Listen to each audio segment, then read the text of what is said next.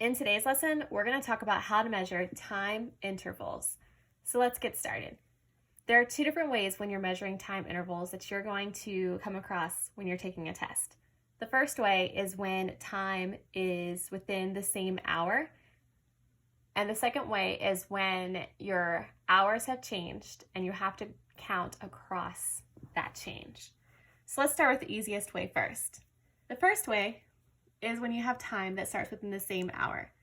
So it's important that you know that every time we have a word problem that has time involved, we use a rectangle.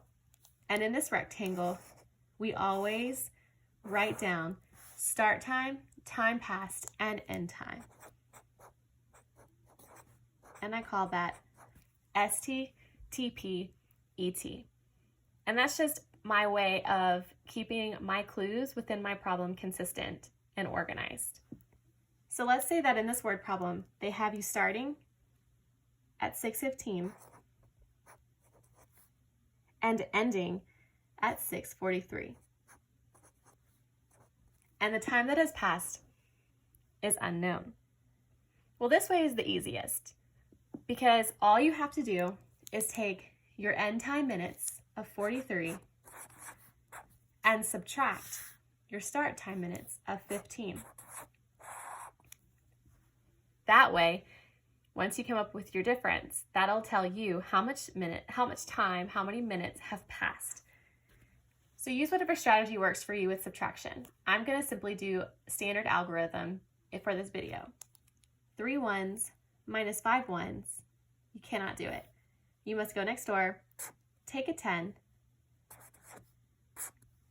That is 10 ones given to your 3 ones, which gives you 13 ones. 13 minus 5 is 8.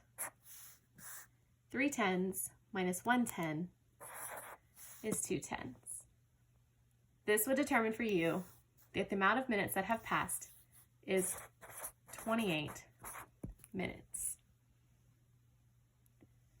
The other way you might see this is maybe a little more challenging. So start out by drawing your chart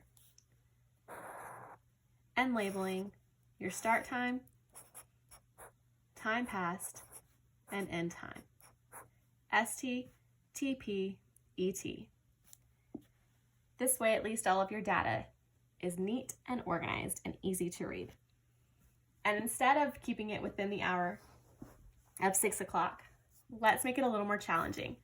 Let's start at 6:15, but end at 7:05.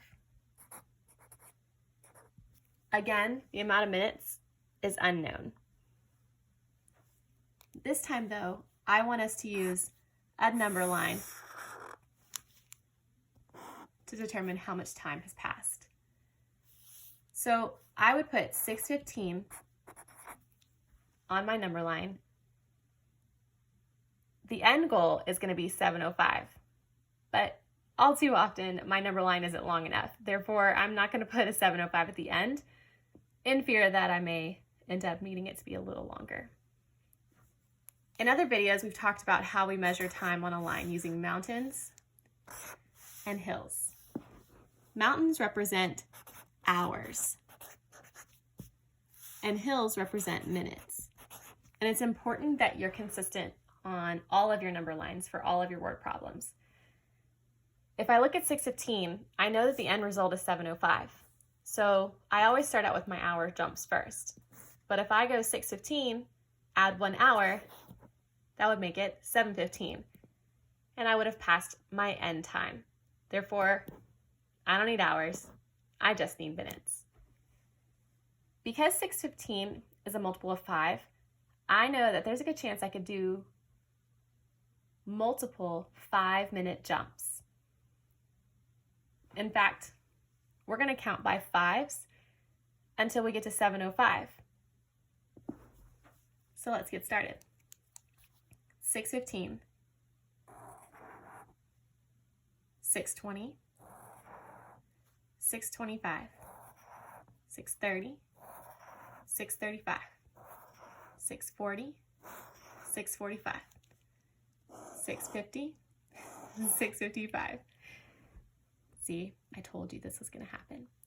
6:55. But it's good that this stopped right here because a lot of times when kids get to 55 and they want to add 5 more minutes, they don't realize that the hour has changed. So when I make another 5-minute jump, it's going to go to the next hour after 6 on a clock, which would be 7. So 7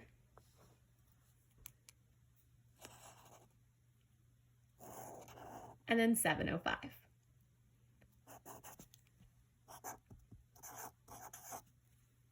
Luckily, there are multiples of 5, and so I can make 5-minute jumps all the way until my end time. What's important is that kids go back and they label and check their work.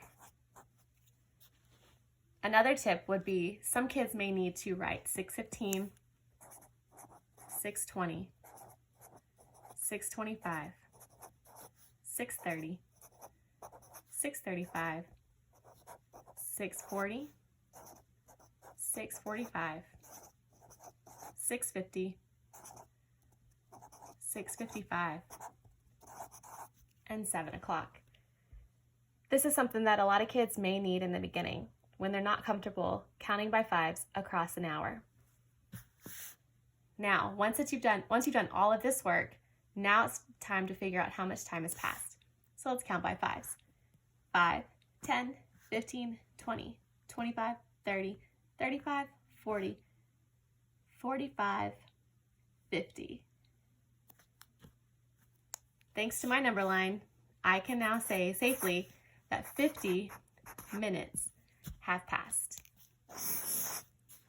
So both of these are great strategies, and this one is really great when your hour stays within the same hour, but sometimes we are going to leap across hours, and they have to have a strategy that helps them determine the minutes passed. I hope this helps when you are measuring your time intervals within your number or your word problems. Thanks.